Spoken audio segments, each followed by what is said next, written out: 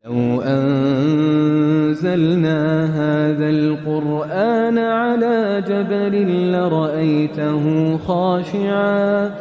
لرأيته خاشعا متصدعا من خشية الله وتلك الأمثال نضربها للناس لعلهم يتفكرون.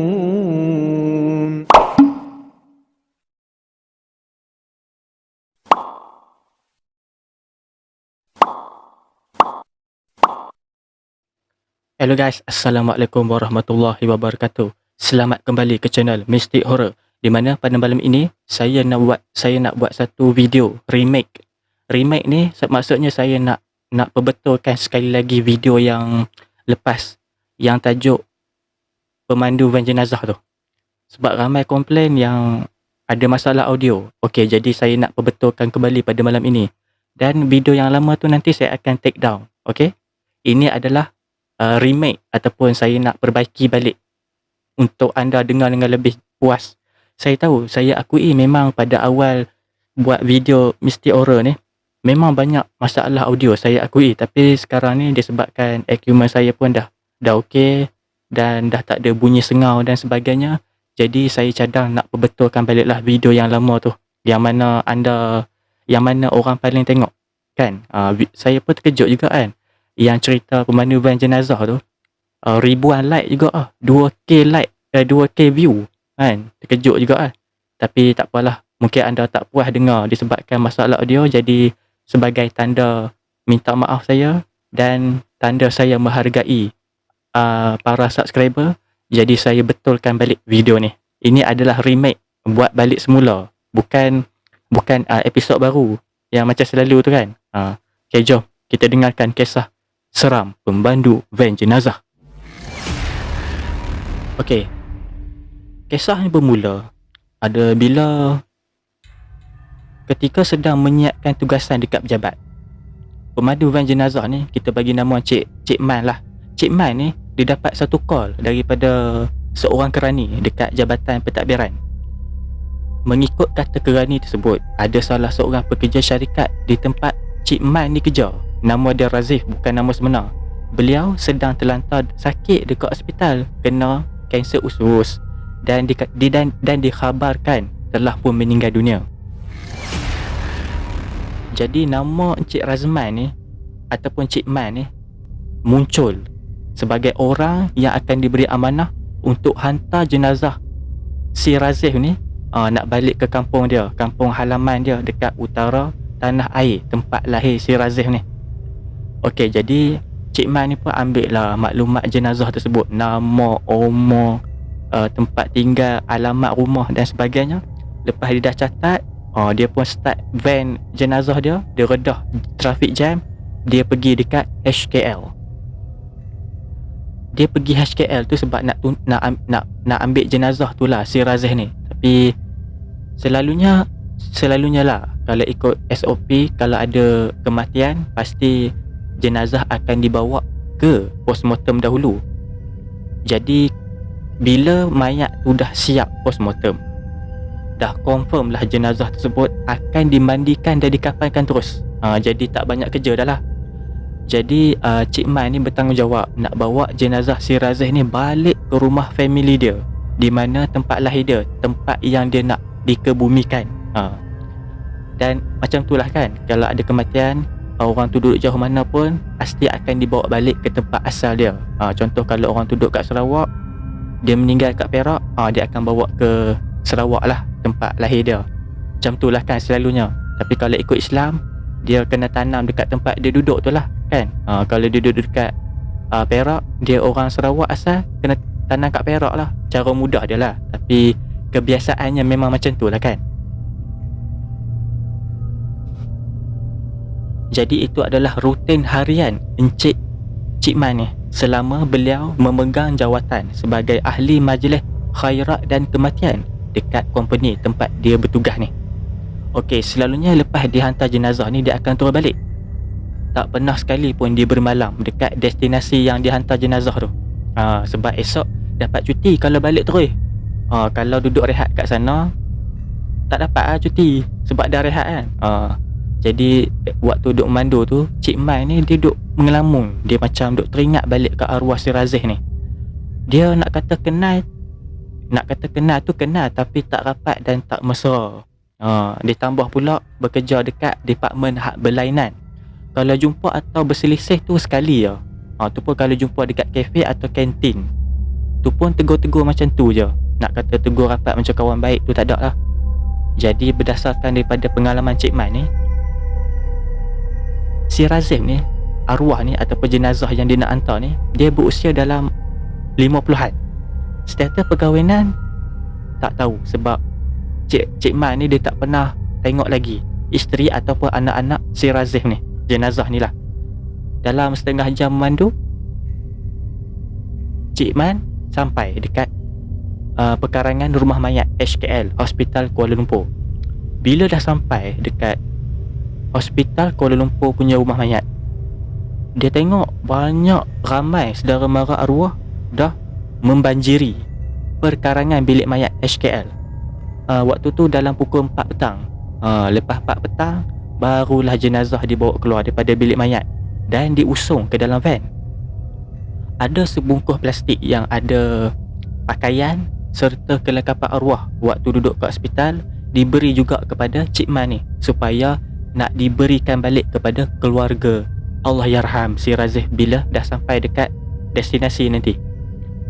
Lepas dah isi mayat, dah isi jenazah dalam van, dah angkat, Cik Man dah mula memandu meninggalkan ibu kota Kuala Lumpur dan masuk highway. Macam biasa, tabiat Cik Man ni dia akan pasang CD bacaan ayat-ayat Al-Quran dan mula duk kira dah perjalanan yang pastinya akan ambil masa 7 atau 8 jam. Lama. Jadi kebetulan pula hari tu Cik Man ni dia drive seorang-seorang sebab tak ada waris pun yang nak teman. Sebab dia orang semua dah ada kereta sendiri. Jadi itulah takkan nak tinggal kereta dekat rumah, dekat HKL pula kan. Jadi semua dah ada kereta sendiri. Jadi tak ada siapa lah yang nak iring. Nama kawan sepejabat yang selalu yang duk teman Cik Man duk bawa van jenazah ni, nama dia Haris. Juga bukan nama sebenar. Selalunya dia akan teman, selalunya. Tapi bila kena cuti disebabkan nak urus anak dia yang baru tukar sekolah. Tapi tak jadi masalah pun sebab Cik Man ni dah selalu bawa kereta jenazah seorang diri. Walaupun jauh-jauh beratus kilometer, dia dah biasa bawa seorang-seorang. Tapi itulah yang Cik Man duk risau ni sebab takut benda yang tak diingini berlaku. Sebab tu perlukan teman, macam van rosak ke, ataupun nak cari alamat si mati ni, ataupun rumah Allahyarham ni. Jadi sebab itulah perlunya ada partner. Ramai yang anggap tugas Cik Man ni agak mencabar dan perlukan keberanian. Ya, betul. Tetapi sebenarnya sepanjang Cik Man berkhidmat jadi pemandu van jenazah ni, tak sedetik ataupun tak ada satu saat pun timbul perasaan cuak atau takut. Cik Man ni dah ada 5 tahun pengalaman bawa jenazah. Jadi Cik Man ni tak pernah lah alami perkara-perkara yang pelik ataupun yang menakutkan, ataupun tak pernah kena usik lah. Sebenarnya si mati ni juga makhluk Allah macam kita jugalah. Cuma beza dia dah pergi dulu. Dan satu hari nanti kita juga akan ikut jejak langkah seperti jenazah. Perjalanan pada mulanya lancar, tapi terkandah jugalah sebab jam. Dekat susul keluar nak pergi Bukit Beruntung, ada aksiden dekat situ. Jadi Cik Man ni nak kena cari R&R yang terdekat disebabkan waktu tu dah nak masuk maghrib. Jadi bila dah jumpa R&R tu, Cik Man dia semayang maghrib dekat hentian Tanjung Malim. Jadi dia drive balik, disambung balik perjalanan. Hari pula dah makin gelap. Saya pun telefonlah isteri dengan anak-anak nak hilangkan rasa bosan. Dan tiba-tiba hujan lebat waktu saya dah keluar masuk ke Sungkai. Cik Man ni dibawa berhati-hati dengan perlahan disebabkan hujan terlalu lebat. Jadi penglihatan agak kabur Jadi susah nak tengok jalan. Petir dan kilat saling sambung menyambung, menambahkan lagi rasa tak selesa kepada Cik Man. Waktu dia tengah buat kereta dalam hujan tu, dengan anginnya, dengan kilatnya, tiba-tiba dekat belakang ada bunyi macam perang, bunyi macam benda jatuh dalam van jenazah tersebut. Jadi Cik Man ni terkejut. Astaghfirullahalazim, astaghfirullahalazim. Tunggu urut dada. Jadi cepat-cepat Cik Man ni pasang lampu kecemasan, lampu signal yang dua tu, yang hazard, lampu hazard orang kata. Dan dia berhenti dekat bahu jalan. Nak keluar daripada van memang bahaya disebabkan hujan lebat. Takut ada pemandu ataupun kereta lain yang tengah bawa laju rempuh dia pula. Jadi dia tak berani nak keluar lah Cik Man ni. Jadi dia jenguk. Cik Man ni dia jenguk ke belakang. Dia nak cek keadaan jenazah. Sebab van jenazah ada satu tingkat kecil. Siapa pernah naik van jenazah duduk kat depan, mesti ada tingkat kecil tu kan. Cik Man dia intai daripada situ, malah nak keluar. Jadi bila dia tengok, keranda jenazah masih elok. Tapi bunyi apa tadi tu? Jadi persoalan tu duk bermain-main dalam kepala, duk fikirlah benda apa kan. Macam mana boleh bunyi perang tapi tengok belakang okey, tak ada apa-apa. Jadi Cik Man ni nak teruskan perjalanan. Sambil tu Cik Man duk tenangkan perasaan sendiri. Dia tengah berdebar Jadi hujan ni pula makin lebat menggila, membuatkan penglihatan tu jadi terbatas. Saya teruskan juga bawa kereta slow sambil telinga Cik Man ni duk khusyuk dengar alunan bacaan ayat-ayat suci Al-Quran dekat radio yang dibawa tu. Radio yang dibawa pula dah. Dekat CD yang dia pasang tadi tu. Jadi bila dah sampai dekat RNR Sungai Perak, dia nak solat Isyak. Okey, bila dah berhentikan van jenazah ni, jadi dia terkejut bila dia tengok keranda dalam van dah terjatuh daripada kedudukan asal. Okey, penutup jenazah tu asalnya macam ni. Lepas tu bila dia dah sampai tu, tengok dah jadi macam tu. Agak terkejut Cik Man ni bila tengok keranda tersebut dah jatuh. Penutup dia pula dah terbuka. Nampak sebahagian jenazah. Jadi darah Cik Man ni berderau. Rasanya dia dah fikir tadi dah macam mana boleh jadi. Takkan sebab dia tuman kuat tadi yang menyebabkan keranda ni jatuh.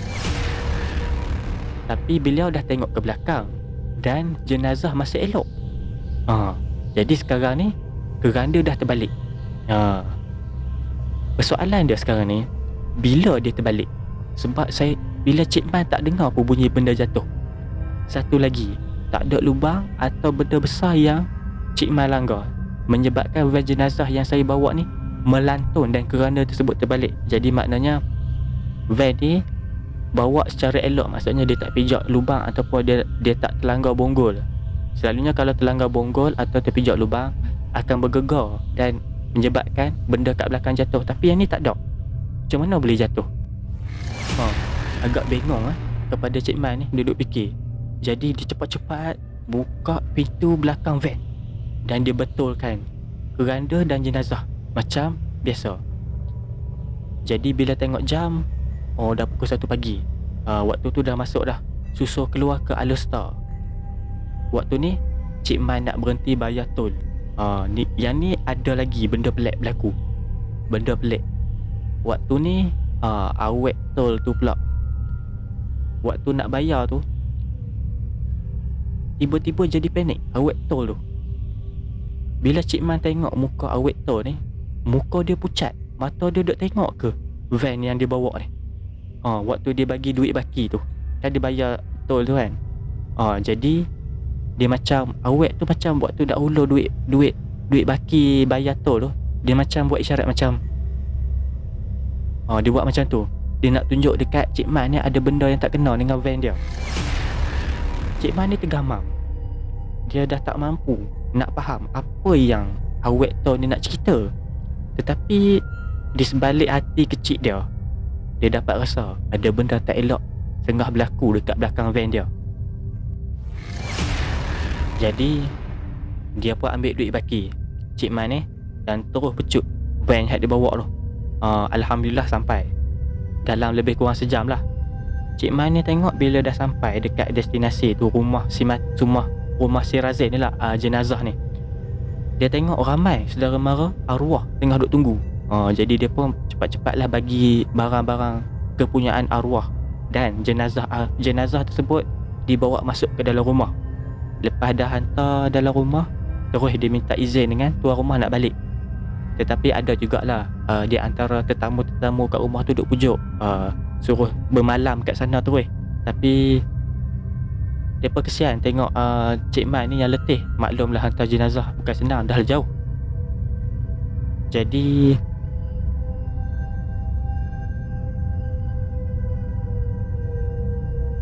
Jadi bila dah ya, dibah berunding kan, macam ahli keluarga si Razin ni pujuk suruh duduk bermalam, tapi dia tak nak, dia nak balik. Jadi depa pun tak apalah. Jadi Cik Man ni teruskan balik. Dia tak nak bermalam, nak cuti 2 hari. Jadi dia pun keluar balik daripada taman rumah si Razin ni ataupun Allahyarham ni. Dia kembali balik ke pondok tol tu yang nak keluar ke Lebuh Raya. Sebelum masuk tol, dia berhenti dulu van tepi jalan. Sebabkan dari tadi pemikiran Cik Man ni, dia asyik nak tahu awet tol tu tengok apa dekat belakang. Jadi dia nak tahu, Cik Man ni dia nak tahu. Dia nak tahu kenapa muka awet tol tadi tu pucat lesi dan rasa tak selesa bila Cik Man bayar tol tadi. Dia pun pergi berjalan kaki dekat pondok tol tu. Jadi nasib baiklah kawasan tol tu lengang, tak ada kereta, jadi bolehlah dia pergi. Bila dah sampai dekat tol tu, Cik Man tegur, ni dialog dia. Assalamualaikum. Tiba-tiba awet tu macam Waalaikumsalam. Balas awet tol tersebut, tapi suara terkejut. Dia sambil beralih pandang ke Cik Man ni. Jadi bila tengok balik, rasa takut dekat muka awet tol ni masih ada. Jadi Cik Man ni pun ceritalah diri dia. Ni nama saya Cik Man, saya driver van jenazah. Jadi saya nak tanyalah dekat Cik ni, saya nak tanyalah dekat Cik Adik ni, apa yang Cik Adik tengok tadi yang sampai muka pucat? Itu adalah dialog. Maaf Cik, sebenarnya tadi saya takut. Saya takut sangat, saya tak mampu nak bagi tahu apa-apa.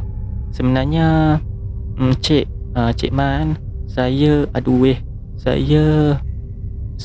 nampak jenazah yang Encik bawa tadi duduk betul-betul dekat belakang Cik. Itu adalah jawapan daripada awet tol. Suara dia agak terketar-ketar dan penuh ketakutan.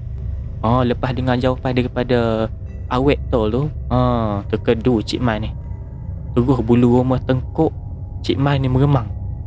Lidah Cik Man terus jadi keluh. Dah tak mampu nak balas kata-kata gadis tol tersebut ataupun awet tol tersebut. Jadi saya dapat tahu, saya pula dah, Cik Man ni dia dapat tahu awet tol tu tak mungkin berbohong. Tak mungkin dia sengaja reka cerita. Kalau dia reka cerita, takkanlah dia boleh pucat lesi macam tu punya takut kan. Dia punya takut tu bukan lakonan, dia betul ria memang takut. Jadi nasib baiklah Cik Man ni tak nampak apa yang awet tol tu nampak. Kalau tidak memang hilang kawalan lah van tersebut. Jadi Cik Man ambil keputusan tak nak teruskan perjalanan. Dia nak tumpang dekat masjid. Jadi bila dah dapat tumpang dekat masjid, tak dapat lelakkan mata sampai ke pagi. Lepas subuh baru Cik Man berangkat balik. Seram lah.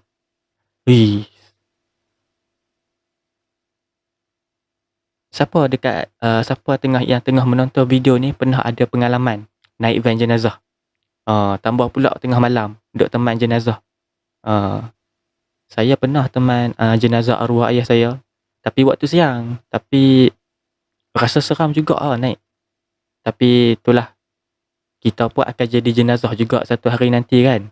Jadikan kisah ni sebagai iktibar, bukan untuk kita orang kata apa, menghukum ataupun orang kata apa, nak bukan nak fikir pasal hantu sangat, kita ambil lah kisah ni sebagai satu pengajaran ataupun satu iktibar, ya. Kerana kita juga akan kembali menghadap Ilahi. Okey, itu sajalah kisah yang aku dapat kongsikan pada malam ini. Kisah tentang pemandu van jenazah. Seram. Mayat tu duduk dekat belakang Cik Razif. Cik Razif. Cik Man. Hei. Okay, terima kasih kepada anda semua yang sudi tengok channel ni. Terima kasih banyak-banyak. Kepada yang dah subscribe, like, share dan view, terima kasih banyak-banyak. Kepada yang masih belum, sila like, share dan subscribe. Dan jangan lupa share channel ni tau dengan kawan-kawan, dengan girlfriend ataupun boyfriend. Okay, terima kasih. Dan untuk saya ulang sekali lagi, video ni remake. Remake maksudnya saya buat semula disebabkan video yang asal saya nak kena take down nanti. Saya nak kena padam balik video yang asal sebab ada masalah audio. Mungkin tak jelas, anda tak puas nak dengar. Jadi video kali ini saya dah perbetulkan. Diharapkan suara dan kualiti audio memuaskan hati anda lah, ya. Okey, itu sajalah. Assalamualaikum.